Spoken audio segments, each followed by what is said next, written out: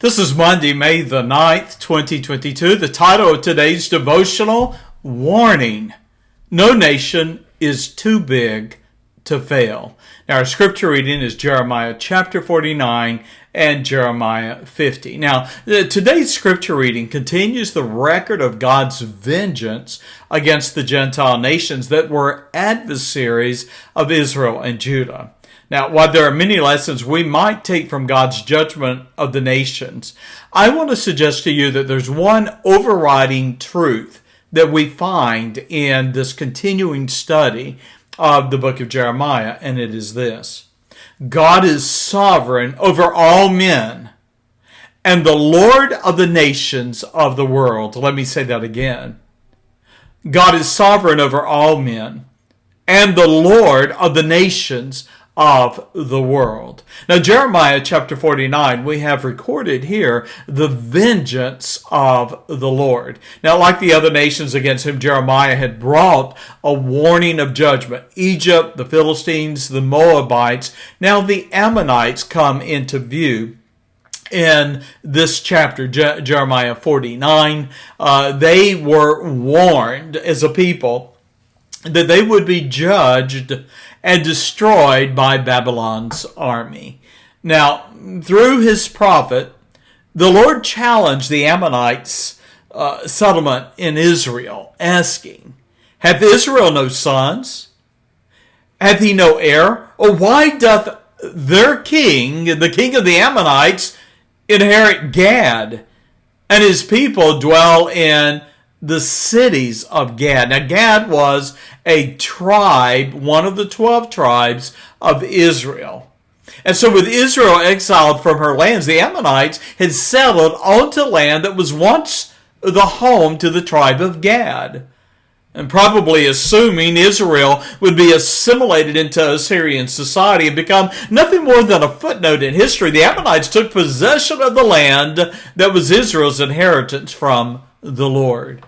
Well, because they had been Israel's adversaries, the Lord warned the Ammonites that they would be judged because of their greed and covetousness, Jeremiah 49, verses 4 through 5. And yet, in a wonderful evidence of God's grace, Jeremiah prophesied the children of Ammon. Now, the Ammonites were descended from Lot, would be numbered among believers when Christ comes to reign on the earth. Now, other Gentile nations, as we read in Jeremiah 49, 7 through 22, would be judged, including the Edomites. Who were the Edomites? They were descendants of Jacob's brother Esau, Jacob being the father of the 12 tribes of Israel. Now, the Edomites' destruction is predicted and compared to the destruction of Sodom and Gomorrah, verses 13 through 18.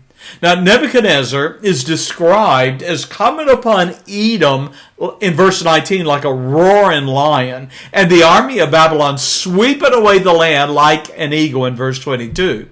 Now, also you have Syria, against whom Jeremiah prophesies God's judgment, represented by the capital Damascus. Syria, like the Edomites, would also be destroyed in God's judgment. Now, also you'll notice that there are three Arabian nomadic tribes that are mentioned, and these were those that dwelled in the wilderness. Once again, those tribes would suffer the invasion of Babylon. Now, notice with me Jeremiah 50, and what I'm describing is the vengeance of the Lord against Babylon. Now, Jeremiah 50 is an incredible passage because it is the beginning of the foretelling of the destruction of Babylon. Now, what a striking prophecy this must have been to Jeremiah. For Babylon, much like our United States, was the lone superpower of Jeremiah's day. And surely that nation would have seemed to Jeremiah to have been invincible.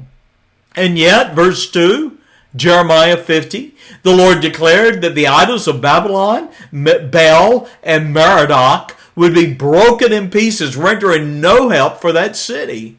Though Nebuchadnezzar was defeating all the nations at the time of Jeremiah's prophecies, nevertheless, in Jeremiah 50, the Lord foretold a coalition of nations out of the north would come against Babylon, bringing desolation. Now, we know from history those nations, the coalition of the nations, was none other than the Medes and the Persians under the leadership of King Cyrus. In fact, you'll see the prediction in Jeremiah 15 and verse 3, and we'll see that also in the book of Daniel, that in one night, devastation would strike Babylon to such a degree that it would render that great city unfit for man and beast. Do you know that Babylon to this day has never been rebuilt? It is still a site of ruins. Now notice with me verses 4 through 7.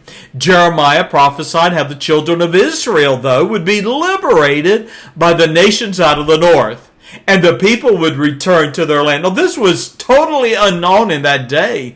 Once you conquer a nation, you never let them go home. You take them captive. But King Cyrus of Persia would do exactly the opposite of that. And so Jeremiah encourages God's people that before and when Babylon falls, flee, go home to Zion. Now, that would happen after King Cyrus receives a word from the Lord to build a temple in Jerusalem for the Lord.